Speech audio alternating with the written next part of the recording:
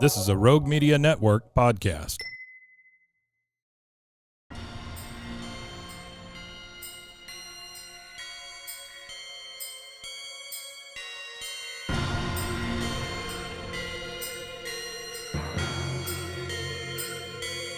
BooBaes.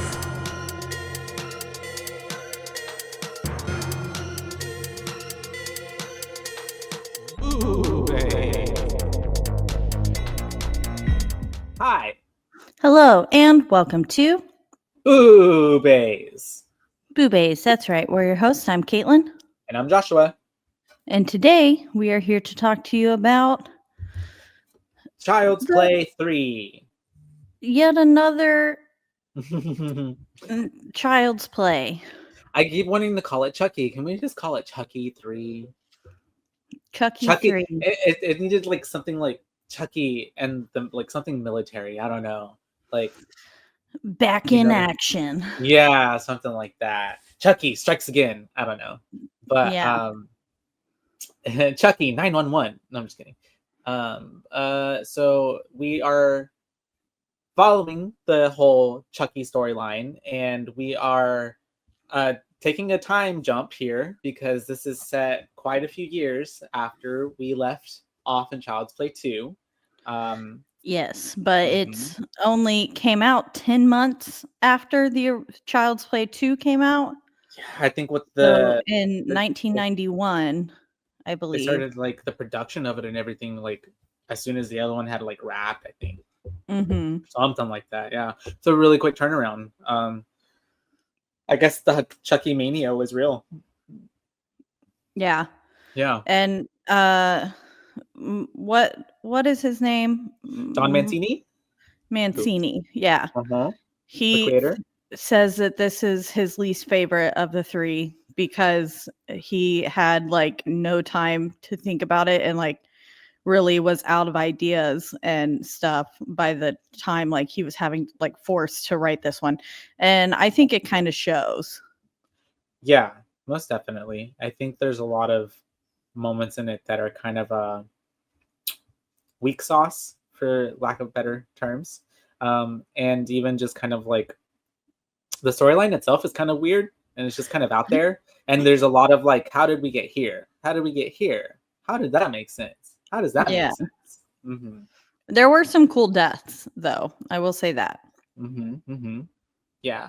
And definitely, I mean, they weren't afraid to just take some risk, I guess, really at this point and really just like kind of throw things at the wall and just see what stuck, Yeah.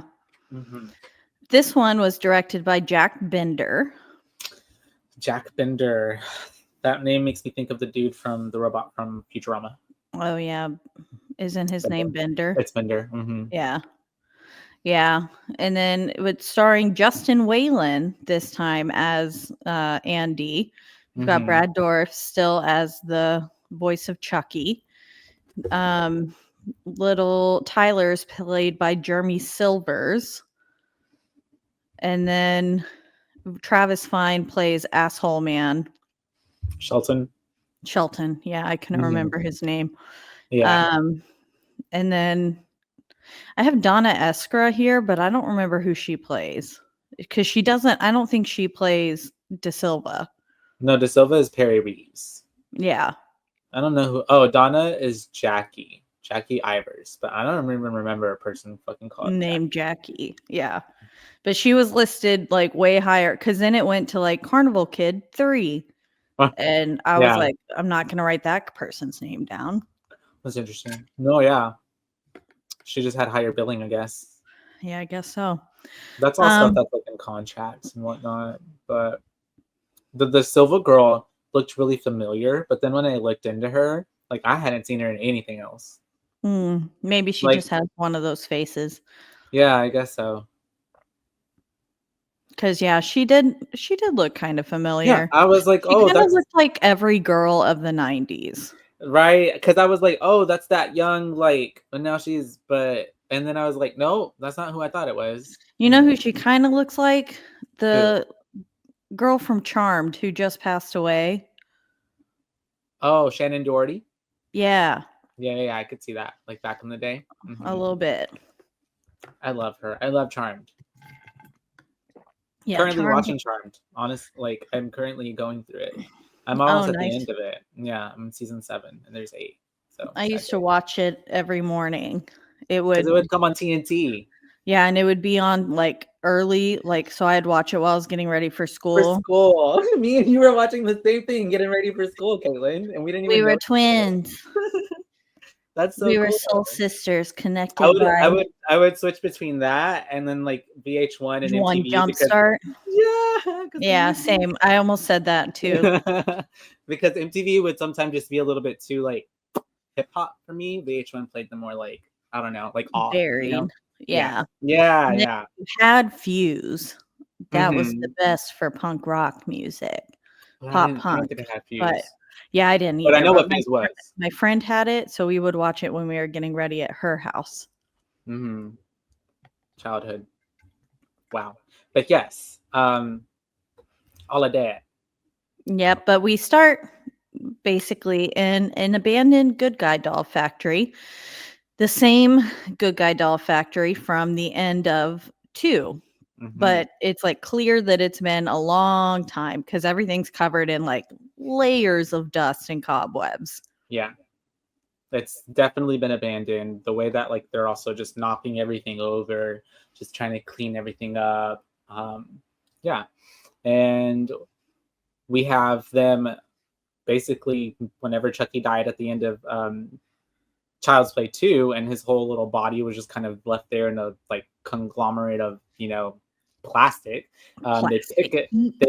They pick it up, and it's kind of also weird how it gets like, and then like the blood starts coming out of it and everything. Yeah. So it was still like fleshy, sentient. I don't know. After all that time, living after, yeah, I know. Like, I feel like the blood would have dried up, but yeah. Okay. We're going to accept it. Yeah. And so pierces him and the blood starts leaking out and it leaks into the vat of like wax. And it starts like boiling. Boil, toil and trouble. Boil. Yes. And it starts bubbling, but then it starts to look like a smoothie. Yeah. Cause then we just like circling down and down and down. And then we go into this like red mixture circles, and then we get a title card. Child's Play 3. After it's pretty right in the creative, or yeah, or not. I don't want to say that, but pretty like anticlimactic, I guess. Yeah, it was just like, very, like word art. There's the title card. Yeah, like rose art, like clip art from back in the day. Yeah. But then we do get some like. So we get the blood like moving with the wax, and we realize that it's starting to form a complete doll, and it's all like shot like backwards. Yeah. And so it like, I guess they melted down a doll, but then like they shot it backwards or rewound the footage, and then it's like this wax is coming in to form a real doll, a good guy doll. Yeah, and all that Chucky blood is getting mixed in there and all that shit and creating, Chucky, which I still don't understand, but okay. And also, like, how did it only get into one doll and not into like a mass production of all the dolls? That would have been cool. Well, something that I know, I guess I'll just say it right now. I don't know if it's in your fun facts. Oh, I haven't pulled up my fun facts for today. Well, that idea he did want to use that idea here, but just couldn't execute it, and that idea does get used in his Chucky show. Because there's a Chucky series, yeah. Cool. Yeah. So I do know that. That's neat. Because I accidentally clicked on an ad. That would have been really cool. Yeah. But I think it would have been too. But we get what we get. And we don't throw a fit. Yep. Okay, going back a little bit to what we were talking about earlier. Under pressure from Universal, screenwriter Don Mancini was asked to begin writing the third film even before the second film was released, Hence, the picture was released only 9 months after Child's Play 2, 1990. Mancini has called it his least favorite because he felt he was out of ideas so soon after the second installment. Kind of what I said earlier. But yeah, so it was before the second film was even released, he was starting to write the third. Wow. So yeah, they were on it. They said, we want more money. Yeah, they're like, we're going to bleed this sucker dry. Just and like they really did. Chucky got bled out. Everyone else, yeah. And well, he bled out a whole bunch of other people along the way. Yep. Mm-hmm. And so we get that, like, all the cool backward shots. I feel like there's a more official term for that, but I don't know what I can't think of it. So yeah, cool backward shots. But then we go into Chucky's mouth as he screams and comes to life. He's like, ah, so mad that he's, I think, yet again inside a doll body. And then that's whenever we come to, it cuts to the board meeting, right? Yes. Yeah. So we're in the board meeting and we're with a bunch of executives and they're basically talking about how the good guy doll was their best-selling doll, and it was affected by the story that had happened back with Andy. So it kind of did hurt their sales a bit, and they had to kind of, do some, what's that word when your business does, like rebranding, like, trying to keep stuff hush hush, and they're dealing with a scandal. When you're dealing with like a scandal, crisis control, stuff like that. And so hush money. And so yeah, well, they should have paid Andy off.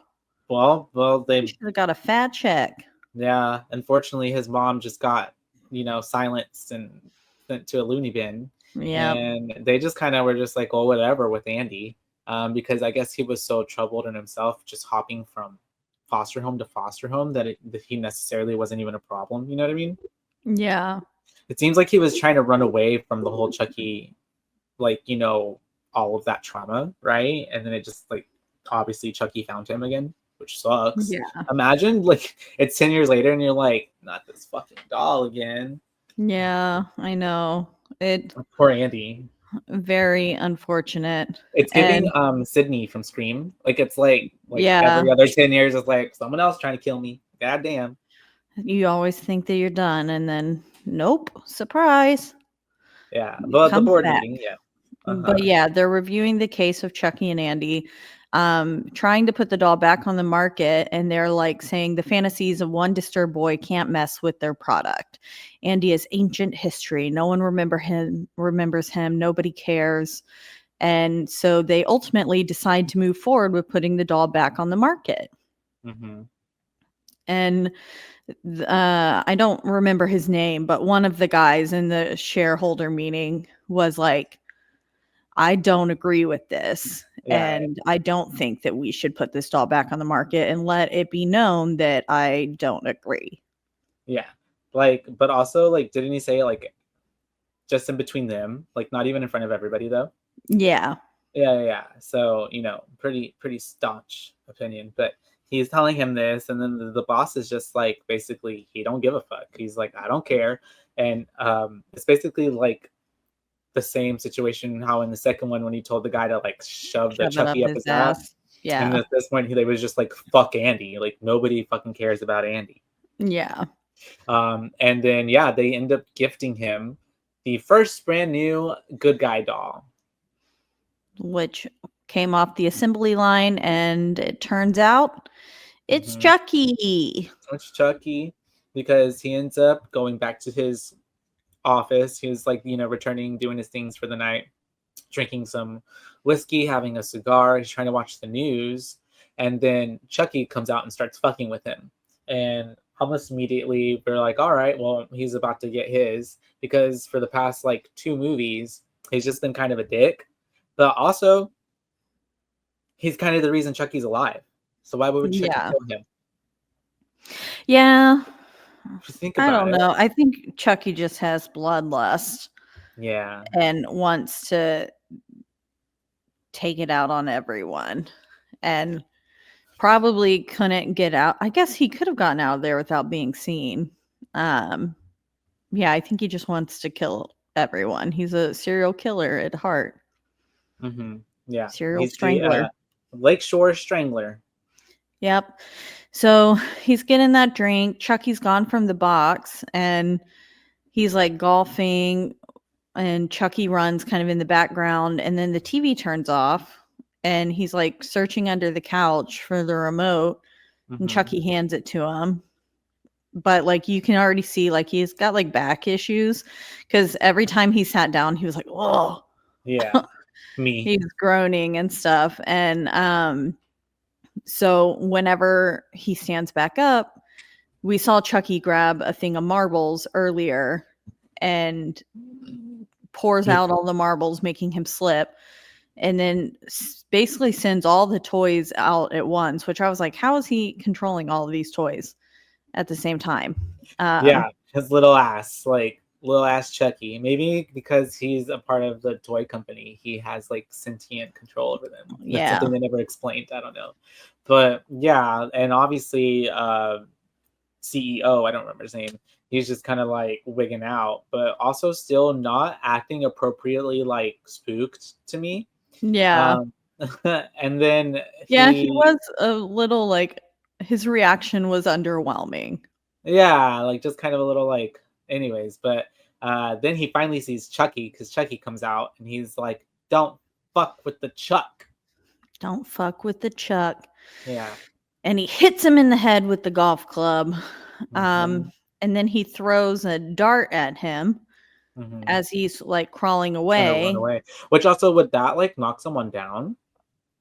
I guess if he already had back issues and then it like hit his sciatic nerve or something, and yeah, because he went down like he got shot. Yeah. And then I imagine it's not a pleasant feeling, but I don't know if who's never been shot with a dart before. Who's like, yeah, I don't think it'd be that bad.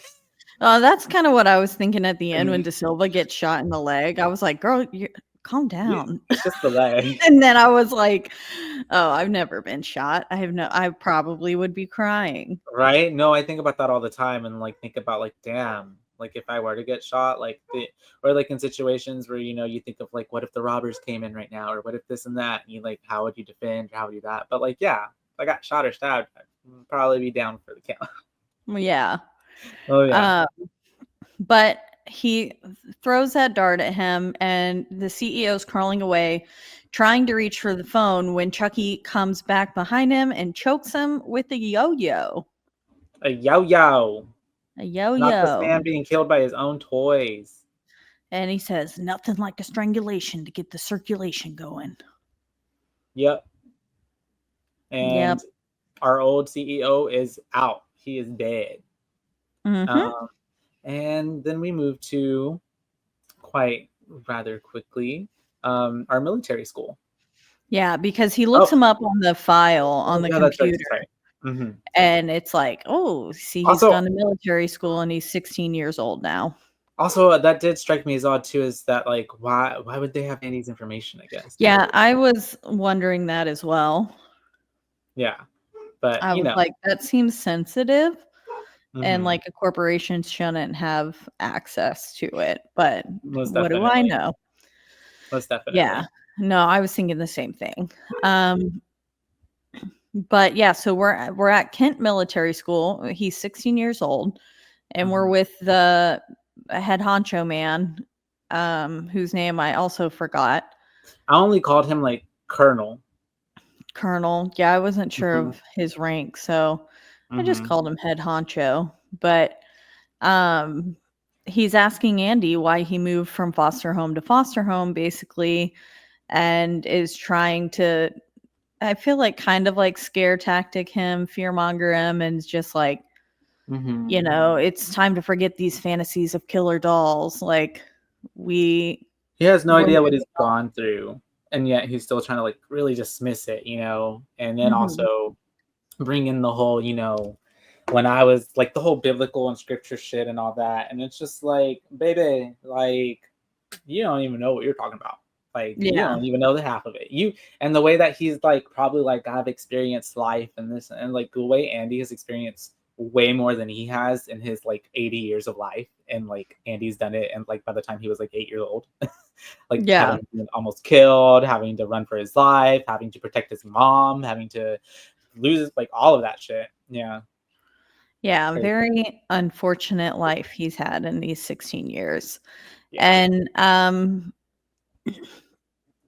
once they get that like situated and stuff and he gets settled in, we cut to a really weird guy The dude who shaving a cuts kid's hair. head. Yeah. Yeah. He He's so was so intense for no weird. reason.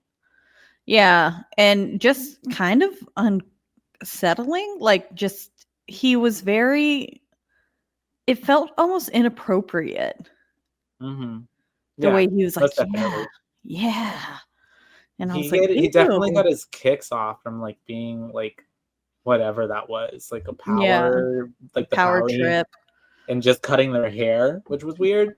Yeah, I because don't then know. later on when he's walking around and, like, pulling the people's hair, Mm-hmm. uh, and stuff, it just felt very creepy. I don't know. Yeah. I was not a fan of him. When he died, I was like, "Yay." And he died in the best way, like the most like with his own like, blade and everything. It was good. It was cool. Very Sweeney Todd. Yeah, very much that. Which is why I think the dude did it. Mancini, I think. I read that somewhere or saw that somewhere. Or maybe I made that up. But yes. Mm. Because I saw that somewhere. I know I did because I had to look stuff up to remind me of like what had happened because I watched this a couple weeks ago. But and also like this one was also kind of a bit, I'm not gonna lie, like at times I felt like I was having to force myself to kind of like keep my attention at it Yeah. because it was just kind of like the story almost felt like the first two almost had more of like, I don't want to say heart to it, but like something that kind of even kept me more. And maybe it was because Andy was a kid and I felt more like, oh no, Andy, And this Yeah. one, there was just so many like teenagers and stuff that it just wasn't necessarily as like the stakes weren't as high, or I don't know. But yeah. And so yeah, shaved head dude, and then he ends up meeting Tyler, and because he's waiting there, or either he's waiting there to get his haircut or he just got his haircut.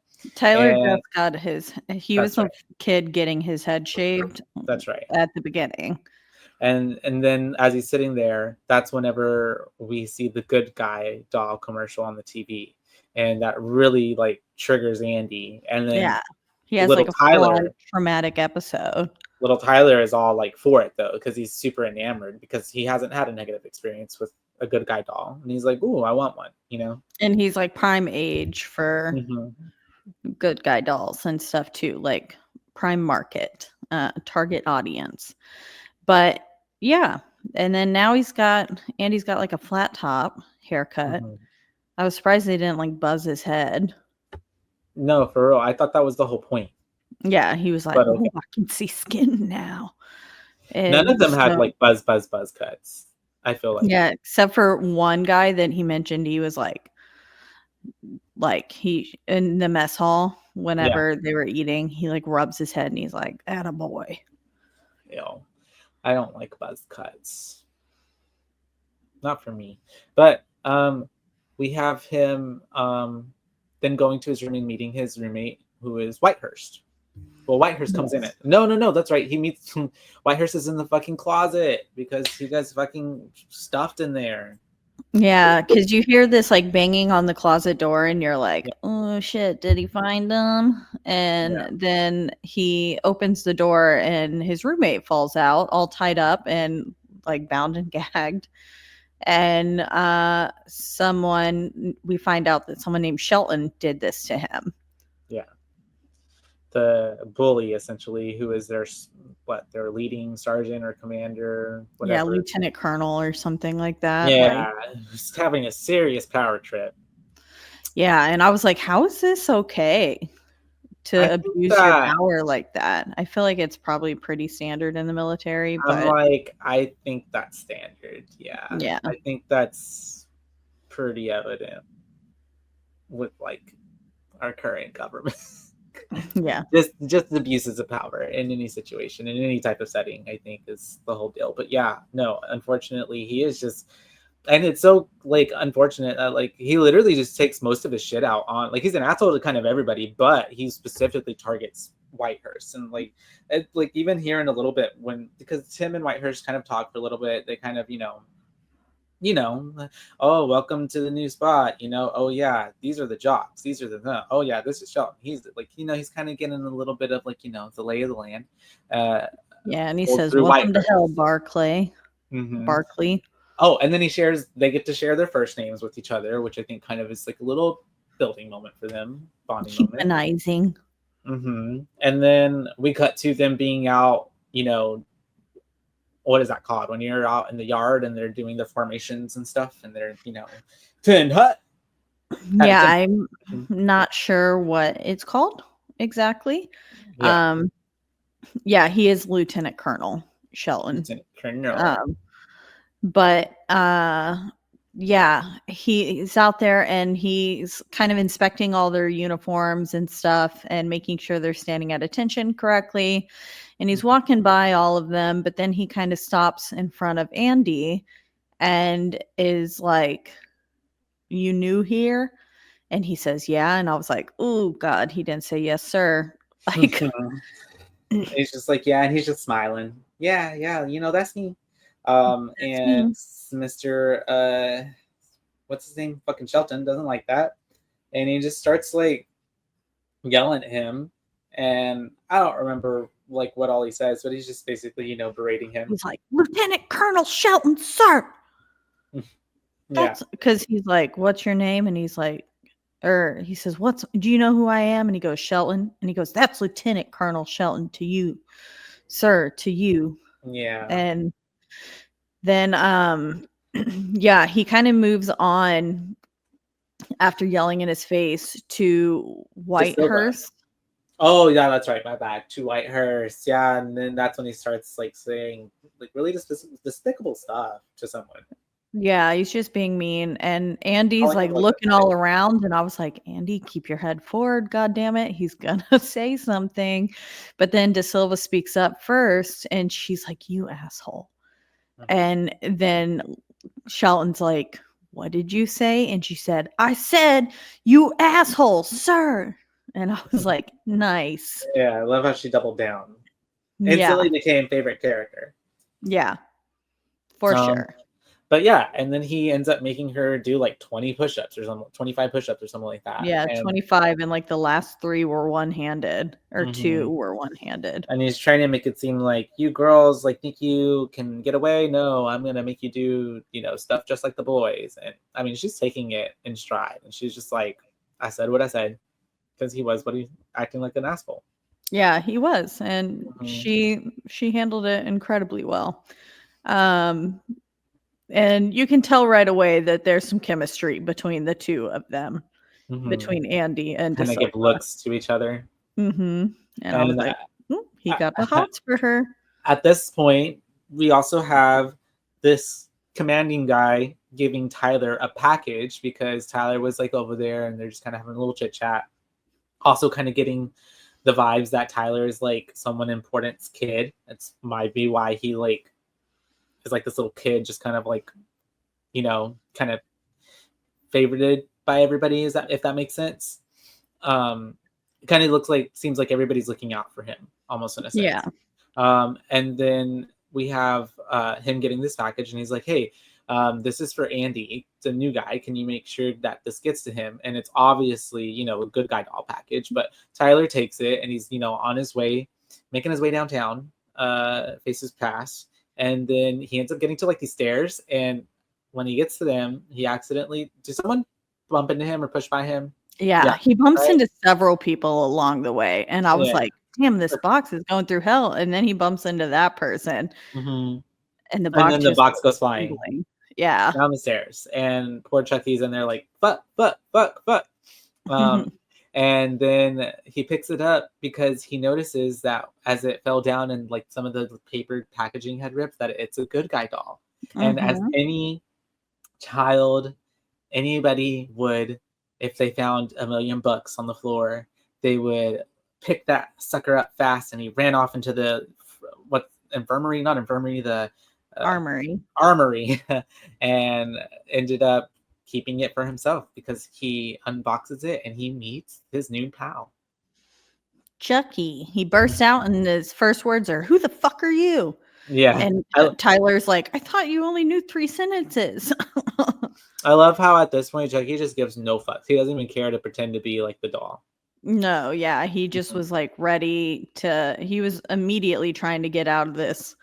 Yeah, body, which makes sense because at this point this is his third attempt, so it would kind of be lackluster for following the same kind of journey, I guess. But still, yeah, it's just funny to me how he's just like from the get-go too, even earlier when he's just like killing the CEO and he's like, "Don't fuck with Chuck." He's really just hell-bent on getting to Andy, but since he's here with Tyler and he's now met Tyler, he now has a new plan because which doesn't make sense to me either, because why would he want to be inside a little kid's body when he could so be he has more time to live, more life? Oh, yeah. Okay. And so he ends up wanting to tell Tyler his new secret, which he ends up doing. So he ends up telling him his name. He's Charles Lee Ray. And at the same time, we are back with the rest of our teenagers, and they're at shooting practice, target practice. And while they're doing that, Chucky is with Tyler, and he is already trying to do the voodoo soul swapping incantation. But we are thankfully saved by the dude from the beginning, the Colonel, who is he's a colonel, right? Anyways, the colonel who was like giving the scriptures earlier, and he finds Tyler in the armory, and he's just like, "One, what are you doing with the doll?" But then he's also like, "Little boys don't play with dolls," but that's also kind of a lie because that's a good guy doll. Anyways, I feel like the intention was for little boys. Yeah. But anyways, I digress. And they leave. He ends up taking the doll with him, and as he's walking out and going back, I guess, to the office, poor fucking Andy sees little Chucky just like hanging by the arm there, just going into wherever he's taking him. Yep. And he ends up dropping his gun because they were at like gun practice. I don't know. Rifle positioning practice. And he gets laid into and like reamed out for dropping his rifle. And he's like, "A soldier's rifle is his best friend." And then we cut back to head honcho man putting Chucky in the garbage, and he immediately gets thrown into the truck. Yeah, that's right. And I was like, damn, is he gonna get compacted? No, because he starts crying out like as if he's a little kid, and the poor trash guy who's operating the whole machinery, he thinks that there's a little kid in there, so he goes in there, stops it, and is trying to find and dig for this kid that's in there. But Chucky ends up turning the machine back on, and this poor trash man just gets like fucking compacted to death. Yep. His arm gets snapped off, and then he gets smushed to death. And all the kids, like, they hear screaming, and so they come running, and they see the like blood pouring over the side of dripping down over the side of the garbage truck. And it's just like, oh shit, yeah, he got smushed to death. And then very quickly we transfer and switch over to him talking with Whitehurst, his roommate, and he's polishing the shoes for asshole guy on the chair, Shelton. And we can that made the weirdest sound. But yeah, then we see basically that Chucky was somehow in a box. Oh, and he was in the chest in the room, because you see him like peek his head out earlier, and then Andy's like putting away his stuff because Whitehurst was like, you better put your stuff away. Shelton does random inspections. Mm-hmm. And so he was putting away his stuff, and he goes to open that same chest, and he's conveniently gone. Then you see Chucky's little hand grab a knife, and Andy sits down on the bed and is like, just kind of going through his stuff, and Chucky's under the bed and comes up and like cuts his Achilles or something, but must not have been that deep because like he's perfectly fine the rest of the movie. Yeah. But I guess just grazed him. And Chucky pops up and he's like, I thought we killed you. And he's like, you just can't keep a good guy down. So funny. He's so quick with the one-liners. Yeah. And then that's whenever they're kind of having a little, because Andy's like, like, you can't have my body, I'm not going to let you, whatever. And Chucky's like, I don't need your body, actually. I'm going to fucking kill you because I have a new plan. And he doesn't outrightly say it, but then Andy is like, Tyler, like he puts 2 and 2 together. And then he says that he's going to stop Chucky. And so they kind of start like going at it. But then Shelton walks in. And Shelton is just like, what the fuck is going on in here? Yep. And he's attacking Chucky, and Shelton's like, what are you doing? And grabs the doll from him. And he's like, I'm going to give this to my kid sister. And I was like, ooh, not a good idea, sir. Nope. So then he like leaves off with the doll. And so then we see Andy like stalking the halls with a knife and then breaking in Shelton's room. Yeah. And we notice that he's got like a wall of knives, and one of the knives is missing from it. And he's looking everywhere. Like he checks in the closet, hears something on the window, kind of freaks him out. And then he's going to check under the bed, which I was like, what if he's there and just like stabs him in the eye or something? But he didn't. And he then ends up being behind him, completely catching Andy off guard. And he's like, Andy, and whispers his name in his ear. And so Andy like freaks out, makes him fall onto Shelton's bed. And Shelton, of course, wakes up like, what the fuck? And is livid, to say the least, that this doll is missing, that somebody came in and stole from his room. The doll that he stole. Yeah, the doll that he stole. Now he's mad that someone stole it from him. Yeah. And then that's whenever he ends up. Why do I have my next note is that they're outside in the rain? Yeah, he's making them like march in a circle and like having the guns up above their heads, the rifles up above their heads and stuff, just trying to make one of them break and admit to stealing the doll.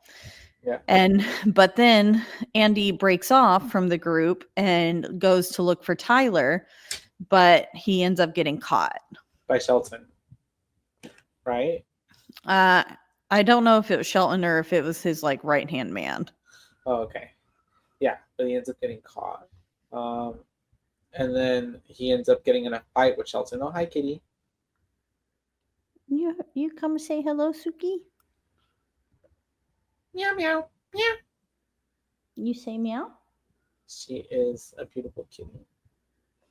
Oh, look at her. She takes up the whole screen. I think this is because at this point, doesn't he get in a fight with Shelton? Yeah, or whoever finds him, they end up like, whoever finds him like kicks him in the groin, and then he goes and punches the other guy back in the face. Mm-hmm. And stop chewing on my cords. And he ends up going and gets back in the circle and is doing all the little things after like punching that guy in the face. The guy was like, you better get back in that circle right now.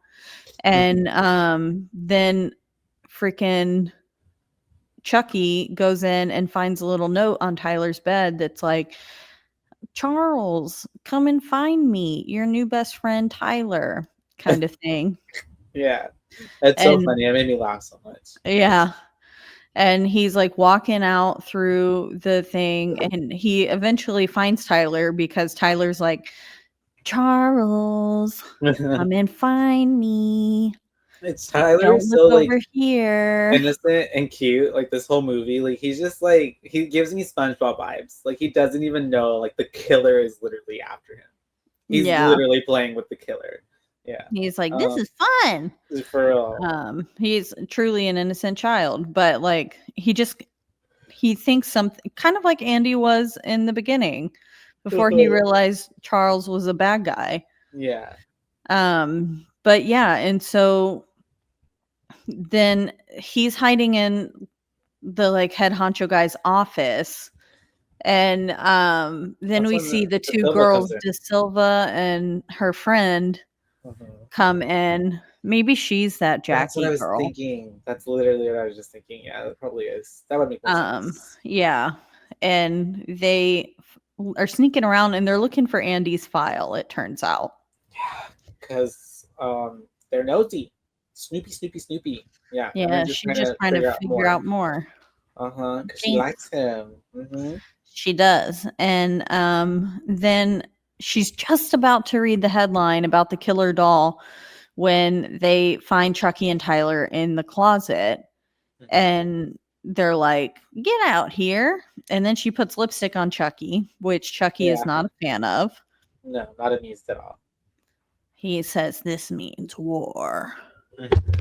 And he ends up getting out of there because they end up having to run off because the old colonel is coming back. He looks like the dude from KFC. And he ends up coming into the room, and Chucky scares him. And Chucky tries to kill him essentially, but before Chucky can even like attempt to kill him because he's across the room, the old man like has a heart attack from seeing him. And because falls back. He was like on edge because the pencils had fallen off the table, and he picks them up, and then he sees that doll that he threw away earlier like on the ground there, and so he takes them. It says something, and he's like, I'm your friend to the end or whatever, and he's like, oh, and then he throws the doll in the trash can, and then the trash can moves, and then he sees him wielding that knife, and it gives him a heart attack. So I think he was already like probably in poor health, and then anxious because a lot of little things kind of built up. Like if I saw a doll that I threw out, I would be suspicious. Yeah. Especially if I watched it go into the trash truck. Mm-hmm. And like you specifically were like, boof. But yeah. And so poor old man, Colonel, he's down. He's no longer with us. And we end up we are now at breakfast time. And I think that's whenever, did they announce it? No, they don't announce him being dead. Not yet. Do they? No. It's just that like him being dead or anything like that. Yeah, they like have a little announcement. Okay. And did I make that up? Okay. Yeah, and then they're in the mess hall, and they have like a moment of silence for him and stuff, and then they sit down and start eating their food, but Andy gets up rather quickly trying to go over to Tyler, but in the process someone trips him. Yeah. And then but he eventually makes it over to Tyler, and he's trying to tell him that Chucky is bad news. Mm-hmm. And basically Tyler is having none of it. Yeah. They don't believe him, obviously. Yeah. I mean, because that's his best friend. Yeah. He's like, Charles Lee Ray, we're best friends till the end. Yeah. And then that's whenever we have Whitehurst going to get a haircut, right? Yeah. Mm-hmm. And because the haircut, this is where the haircut guy comes around pulling everyone's hair, and he comes up to Whitehurst, whose hair was like definitely not as bad as some of the other guys. Yeah. And he was like, you're the most disgusting piece of shit I've ever seen. You better come to the haircut room right after mess hall. Yeah. Or after breakfast. And it was like, his hair is literally, Andy's hair is longer than his. Yeah, literally. This dude was all kinds of just weird. But anyways, he ends up then giving him a haircut.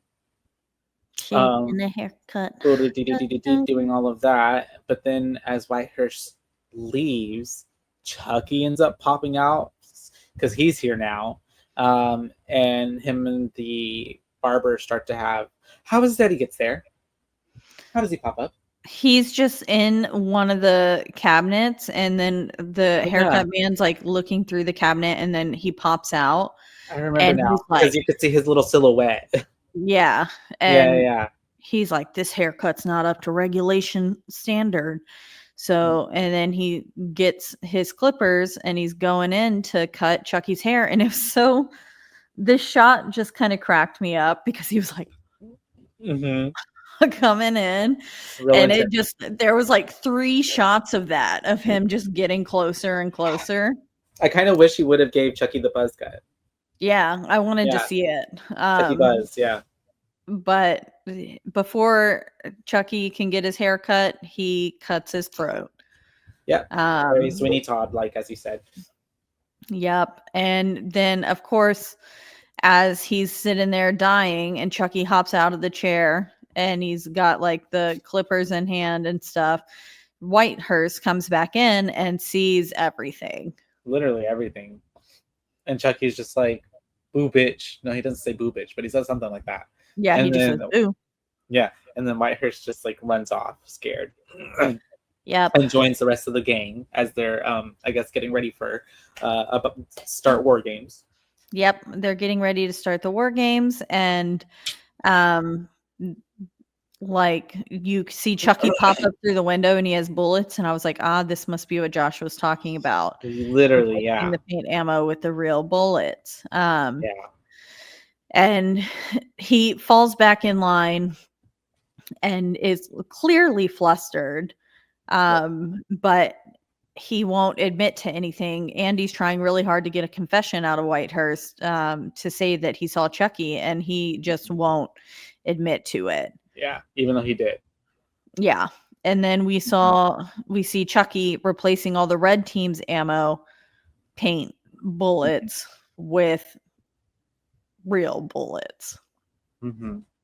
Which is what I remember. And also, if I remember like back more and try to dig deeper, I think why it was even more like not even like, what's the word, like it almost felt even more like just a bit of a dream for me, is because I saw it in Spanish. It was on a Spanish like Telemundo or something like that when I saw it. So not only was that happening, it was in Spanish, so it felt like a fever dream, I guess. Yeah, that would be interesting. Yeah. So yeah, obviously Chucky means business. He is really trying to fuck these kids up because I guess what would have been in there was like paint or something, right? It was like paintballs. Yeah, they were like paintballs. Yeah. So bullets, live rounds, definitely gonna be bad news for us soon. Foreshadowing for sure. Definitely. And basically they make it to their respective camps, and they're like having little like get-togethers and stuff. And then Andy and De Silva kind of sneak off. She shows him an amusement park, and then he hears a twig snap and he freaks out, but De Silva's like, there's nothing there, it's probably just a chipmunk. And then he's like, are you scared of nothing? And then they just start making out. Yeah. As they should, because they're teenagers, and you know what, it's you know, that's what happens. I don't know, honestly.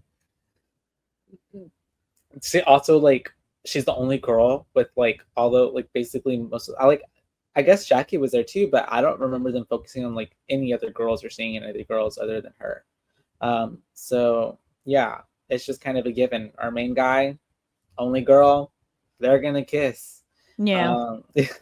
But yeah, they're having this moment. At the same time, I think we're back at the camp, and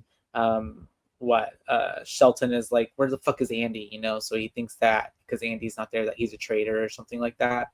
Yeah, like, because they end up going back to camp And then he tries to get Whitehurst to come with him, but Whitehurst is like a chicken, and he says, "No, I can't go." Which I'm like, "You're smart, dude," because clearly you've seen this thing kill someone already. But Andy is going to find Tyler, who's on the red team, and that's right. Yeah. Then and he stole the map from Shelton's tent. And so he's like, Shelton thinks that Andy is a traitor, and he's gone and like defected to the red team. But so Andy's going to look for him. Oh yeah, but sorry, Chucky has already got to Tyler. Yeah, no, you're good. Sorry, do you hear those dogs? The dog barking? Sorry, let me just do something.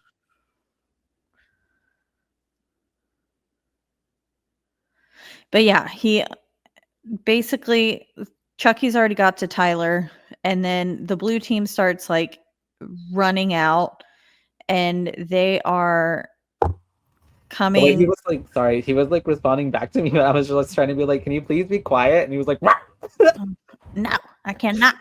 Literally. That's funny. Go ahead. But yeah, so the blue team starts rolling out, and then they all kind of split up. He sends De Silva and someone else off to like look somewhere.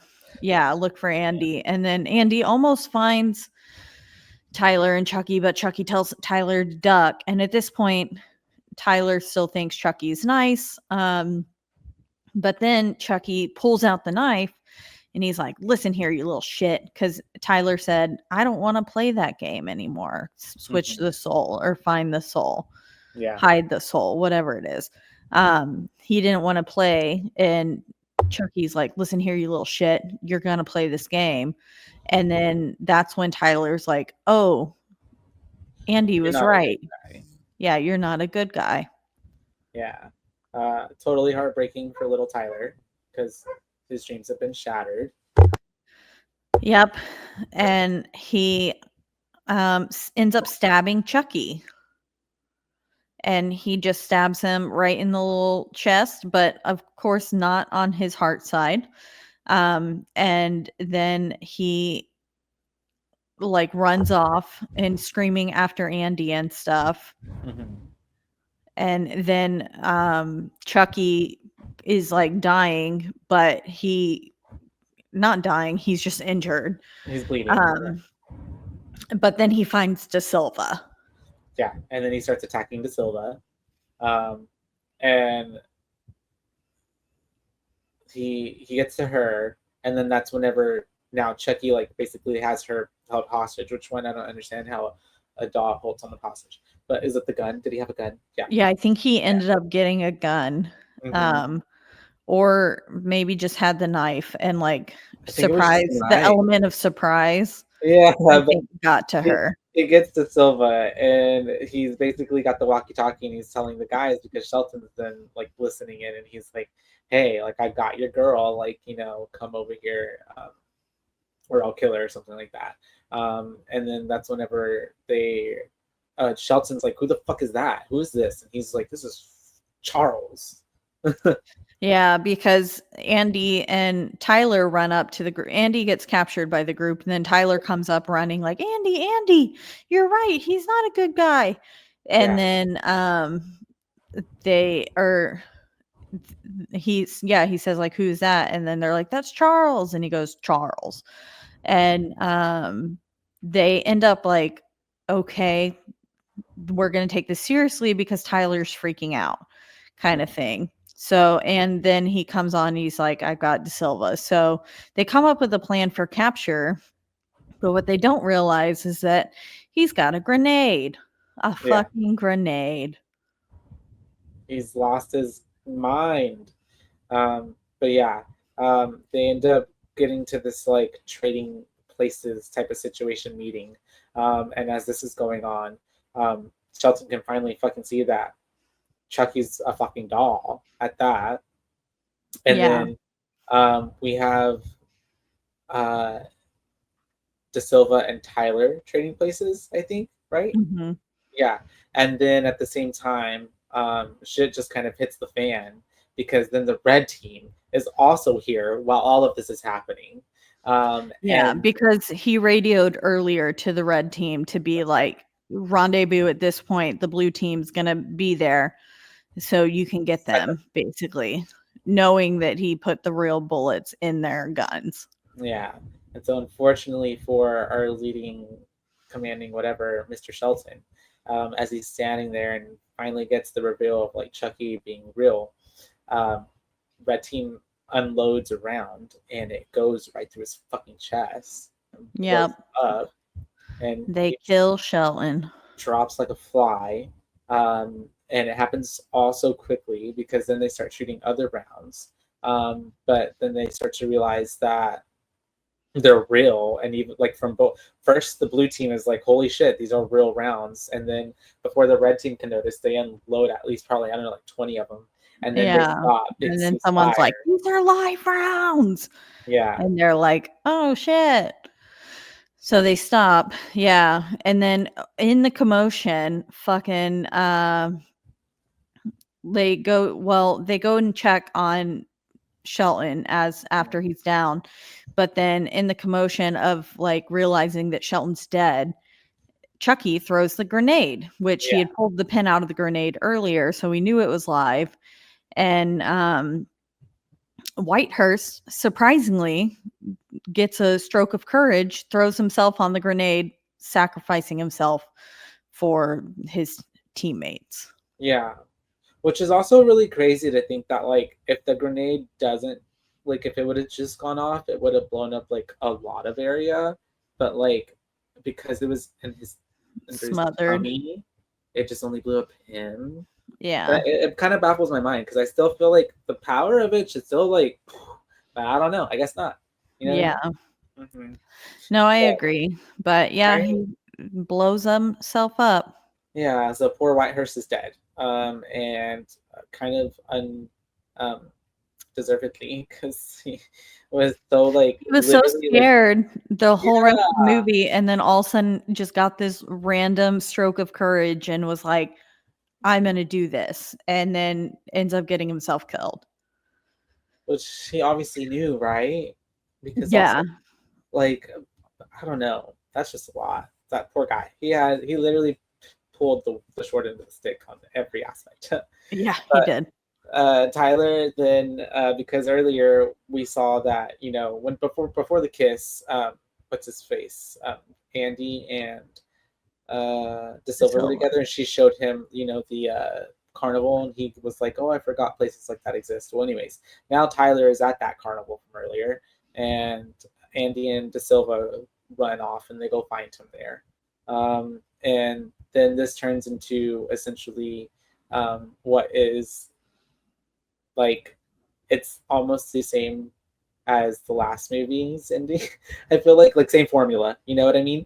Yeah, just chasing him through and like going through crazy scenarios until they can eventually kill him. But yeah, like Tyler runs and finds the security guard at the park.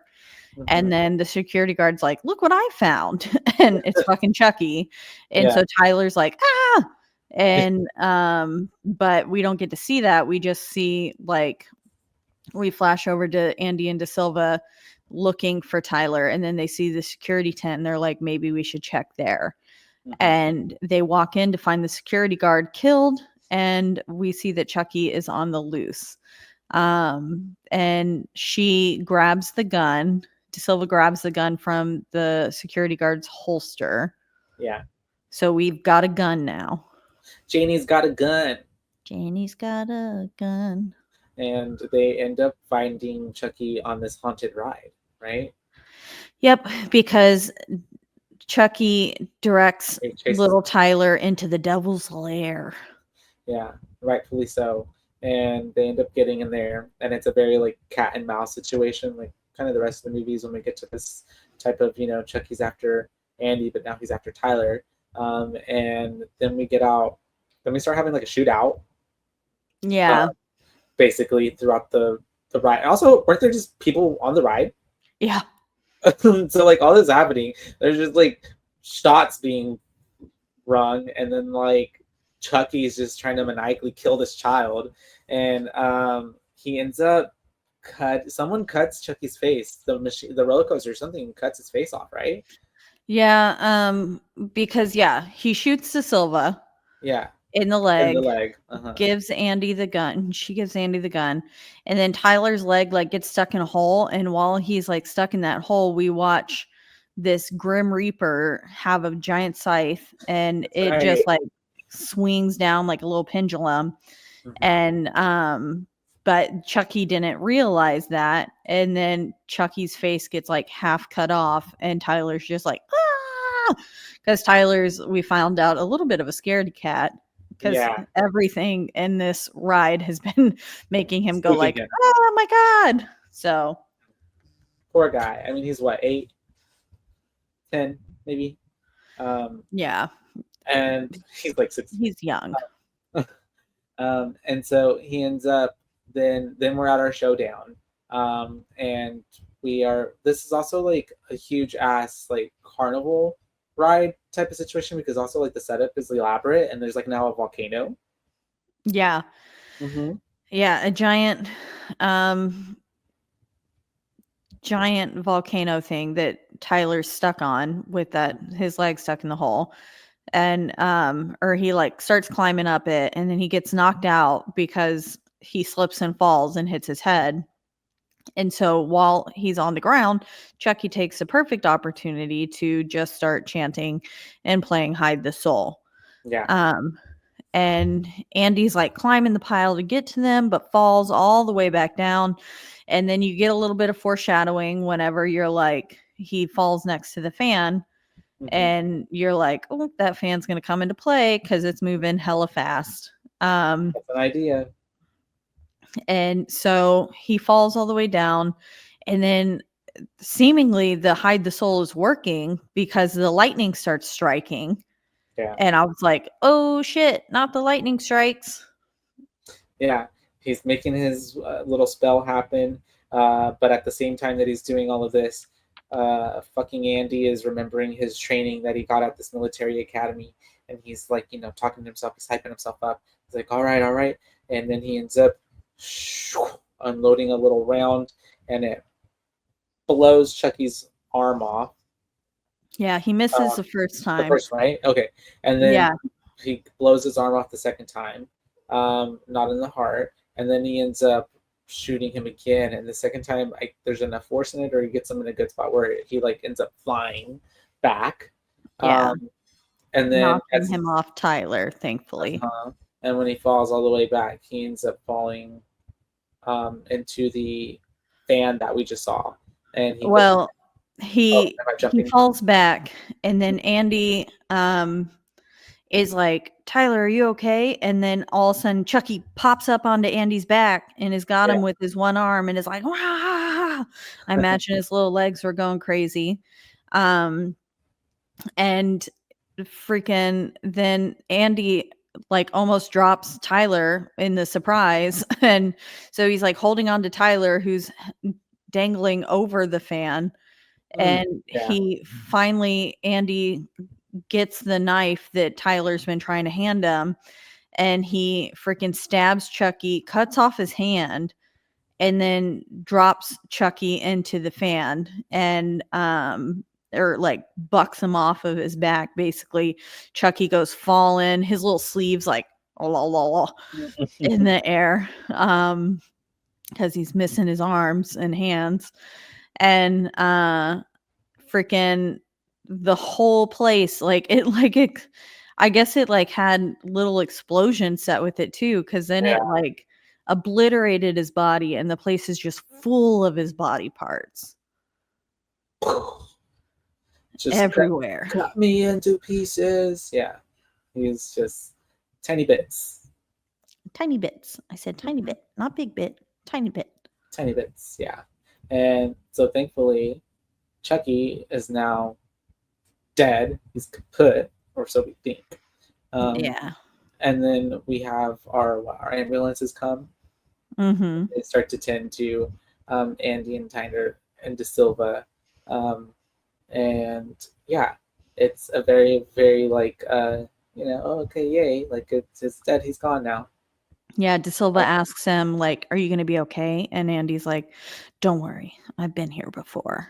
And they're like, all right, son, time to come with me.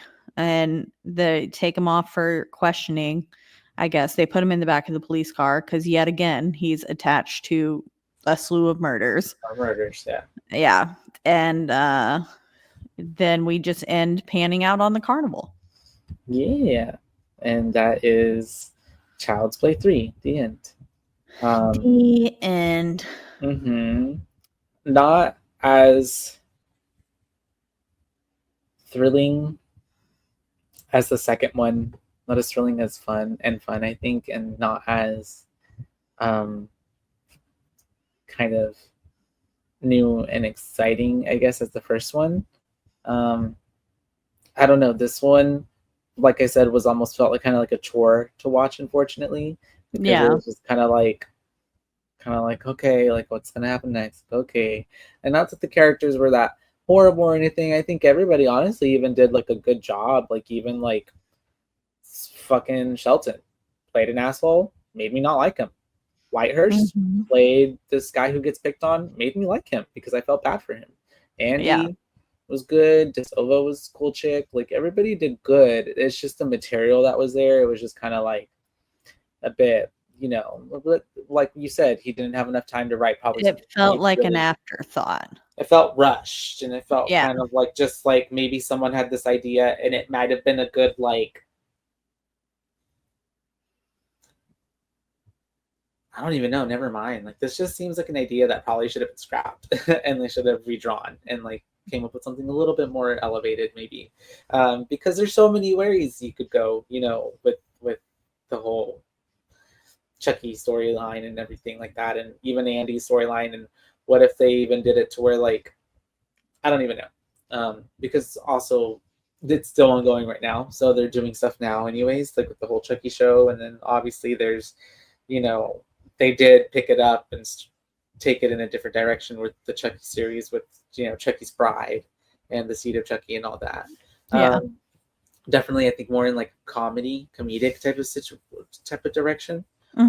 Still with like horror elements, but this one was just kind of like meh for me, and that's kind of like I kind of like feel like, oh man, because the other ones were so like fun and cool, and like we gave them really good reviews.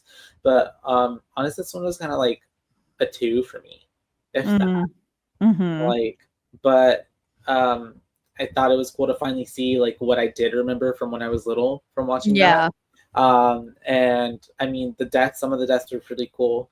I kind of got a tickle out of him killing the truck, like the trash man. I don't know why. I thought it was just kind of like I was kind of snickering. But it was a cool death. Yeah, it was. I was just like, damn, Chucky like stone cold. Like he's just like heartless, like ruthless. Like, you know, like he's just kind of like the type of villain that you almost want to root for, because they just kind of like just have no like limits, no like, you know, he's gonna kill a child. You know. Yeah. So he just kind of goes there. So for that, I mean, Chucky is always a badass. This movie did have like 50 one-liners for him, like totally his catchphrase movie. All of them probably. And I did, you know what, I do appreciate that from the get-go. Like they didn't try to play it up like, is he alive, is he not, like is he like, no, like it was Chucky was like, I'm here and I'm gonna fucking cause mayhem, you know. So from the get-go I like that. But yeah, honestly it's just a 2 for me. Fair. Okay. Fun facts. Yes, ma'am. This was the first film in the series to use computers to aid in Chucky's puppetry in order to perfect the lip syncing. And I could definitely kind of tell. Like, and not like necessarily in a bad way, but like he did seem more like CGI as compared to. There were some enhancements. Yeah, the old school puppetry that we used to have. The movie was the center of a tabloid panic in Great Britain, with one newspaper, The Sun, even demanding existing copies be burned. Journalists claimed the film had influenced two 10-year-old boys in their murder of a young child, 2-year-old James Bulger, although it was later determined that neither had actually seen this film. Oh, wow. That's kind of how it usually goes. Yeah. They just need to blame it on something. Mm-hmm. Let's see. John Ritter was originally supposed to appear as a security guard at the Good Guy doll factory in a sequence where some kids sneak into the factory and discuss the Chucky myth. Ritter later appeared in The Bride of Chucky 1998 in a supporting 1998, in a supporting role. And then this was apparently one of my fun facts. Don Mancini initially wanted to introduce the concept of multiple Chuckies in the movie, but due to budget constraints, the idea was eventually scrapped. Mancini later used this concept 26 years in the future for Cult of Chucky in 2017. Yeah, I was like, I remember I saw something like that. I really do want to check out the TV show, but yeah, it seems cool. Mm-hmm.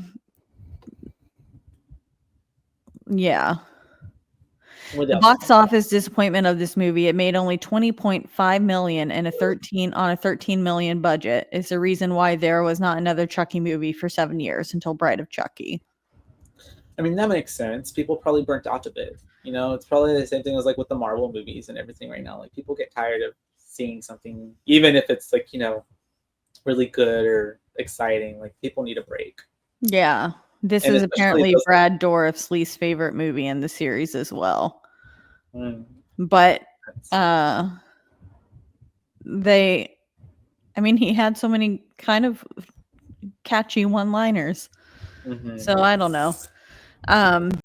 But yeah, so that's my fun facts. I think for me, I was sitting around a 2.5 for this. Definitely not my favorite movie I've ever seen. If you're into the Chucky lore of everything, you should watch it. Mm-hmm. Just so you can have everything explained. But it did just feel like, okay, here we go again. And it's like, how many times are we going to have the same idea play out? Yeah. Almost felt like filler movie. Like if it were like if you put them all together, it's like a filler. It's kind of like, yeah. But yeah, I agree with you so far. Continue. But yeah, I mean, Yam's looking her butthole in the background. But I agree with you when you earlier said that, all the acting was good. Like everyone played their roles well and made me like or dislike them accordingly. It like you said, yeah, it's just fluff, like filler. The deaths were cool. I think that's probably why I'll give it a 2.5 is because like choking somebody with a yo-yo, pretty hardcore. Mm-hmm. And then the dumpster truck. Yeah, that was really neat. Yeah, they're finally using the cat tree to scratch. And I'm like, thank God, that's what you're supposed to do. I always try to tell them, good girl. Good girl. Yeah, that's good girl. Oh. She's cleaning herself now. I love when Millie does that. She'll be like it's the funniest looking thing sometimes. Yeah. The way that they'll pull their head back and then yeah. Literally, yeah. Yeah. It's funny. Here, by the way. She's right behind. Oh, she just sleeping. She's a little lazy kitty. She loves napping. Good. I let her out for her adventures during the day, like when I go to work, and then she comes in when I'm here and she just naps. And she just sleeps. What a good baby. Mm-hmm. But yeah, I think overall it's just a 2.5 for me. Like the acting was good. The storyline just felt played out and like maybe it was time to move on from Andy kind of thing. I mean, yeah, they did kind of do that well, I suppose. It was like a well attempted shot. It just didn't quite get there all the way. Missed the mark. Yeah. Mm-hmm. Yeah. But overall, again, if you are interested in the Chucky series and like Chucky, World of Chucky, you definitely should still watch this film. It is part of like a classic trilogy. But kind of following the rules of the trilogy from Scream, or like for the sequels and stuff.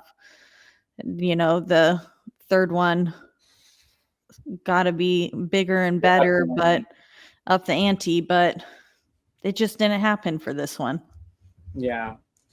It's like, and like I said too earlier, it kind of felt like they just kind of did same formula. They just kind of switched a few different numbers, It's like when you test, but the test has the same questions, but the answers, like the questions, but the answers are like different numbers. Does that make sense? Yeah. I think so. Yeah. Like when it's so similar, but it's like the answers, the same process is the same, but like you're going to get a different number. Oh, yeah. But yeah, so that is Child's Play 3 from 1991. As always, we are being hosted by the lovely Rogue Media Network Studios. They take great care of us, and you can listen to us and all the other amazing podcasts that are on this network all in one central place, and that is at roguenetwork.com. That's right. And then if you want to listen to us, you can find us on a lot of podcasting platforms, but the biggest two would be Spotify and also Apple. And wherever you do listen, don't forget to rate, review, like, and subscribe. That's right, because that's the only way we can get ahead in this world. And if you want to reach out to us, let us know your thoughts on the Chucky or Child's Play series trilogy. You can do so on our Instagram, and that is at BOOBAES podcast, because we're your BooBaes, not your BooBaes. And then if you want to know what we're covering next, me too. Me too. We got to figure that out. I don't know. So stay tuned. Done. We're done with Chucky. For now, we're taking a break. Yeah, it was a little bit like a chore to watch it. I was like, oh, the third one. Like I like meet again. I like the first two, but yeah, it did feel like I was like, oh, yeah. What else? What's gonna be new? Well, we're gonna figure it out. Yeah. Oh, yeah. So we'll figure it out. It'll be something good. But until then, or maybe something bad. Yeah, we'll see. We'll see. That might be fun to choose like purposely bad movie, like Thanksgiving. Bad month. What's coming up? Easter. Let's watch an Easter movie. When's Easter? Did that already happen? 420, I think, this year, actually, if I'm not mistaken. Oh, so it's like Easter's in April. Easter's in April. I just like dislocated my finger. And on that note, all right. Until next time, you guys. Bye, baes. Bye, baes.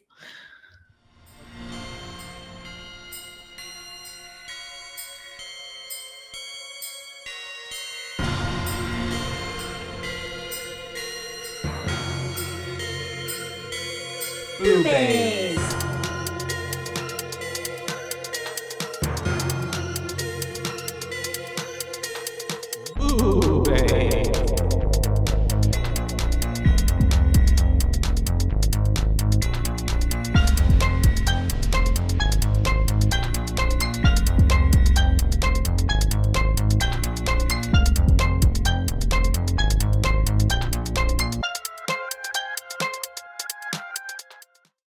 This has been a Rogue Media Network production.